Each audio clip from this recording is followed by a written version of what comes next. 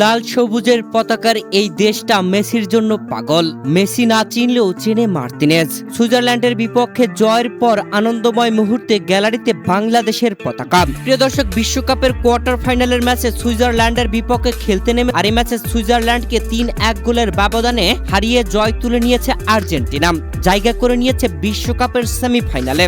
আজ বাংলাদেশ সময় ভোরে এই ম্যাচে মাঠে খেলতে নেমে আর্জেন্টিনা যদিও দাপট দেখাতে পারেনি, মন জয় করে নিয়েছে সুইজারল্যান্ড, তবে পারেনি জয় তুলে নিতে। ম্যাচের ১০তম মিনিটে মেসির কর্নার কিকে গোল আদায় করে নিয়েছিলেন অ্যালেক্সিস ম্যাক আলিস্টারের গোলেই ১-০ এগিয়ে যায় আর্জেন্টিনা।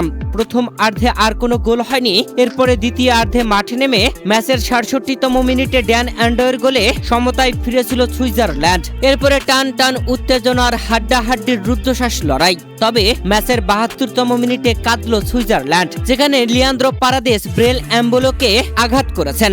আঘাত পেয়ে মাটিতে পড়ে গেলেন ব্রেল এমবোলো। তার যেমন রিয়াকশন ছিল তা দেখে রেফারি চমকে গিয়েছিলেন। এরপরে ভিআর চেকে দেখে চমকে গেলেন রেফারি। মাঠে এসে সেই রেফারি ব্রেল এমবোলোকে দিলেন হলুদ কার্ড। প্রথমার্ধে একটি হলুদ কার্ড দেখেছিলেন আর ২ হলুদ কার্ড হওয়ায় এরপরে রেফারি তাকে লাল কার্ড দিলেন। আর তখনই কাঁদতে লাগলেন ব্রেল এমবোলো। তখন আসলে ঘটেছিল কি? তখন মূলত লিয়ান্দ্রো পারাদেস তাকে যেভাবে পা বাড়িয়ে দিয়েছিল তার পায়ের সঙ্গে সেভাবে লাগেইনি।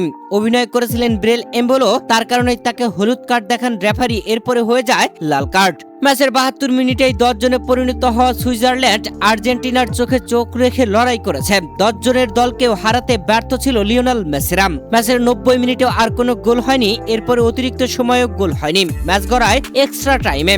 আর তখন লিওনেল মেসিরা প্রথমার্ধে গোল আদায় করতে পারেনি, তবে দ্বিতীয়ার্ধে পরপর ২টি গোল আদায় করে নেয়। ম্যাচের ১১২তম মিনিটে জুলিয়ান আলভারেজ গোল করে দলকে ২-১ ব্যবধানে এগিয়ে নেন। এরপরে লাউতারো মার্তিনেজ ম্যাচের ১২০ মিনিটের পর অতিরিক্ত যোগ করার সময়ের প্রথম মিনিটে আরো একটি গোল করে দলকে ৩-১ ব্যবধানে এগিয়ে নেন। আর্জেন্টিনা শেষমেশ এই ম্যাচে দুর্দান্তভাবে ৩-১ গোলের ব্যবধানে জয় তুলে নিয়ে বিশ্বকাপের সেমিফাইনালে জায়গা করে নিল।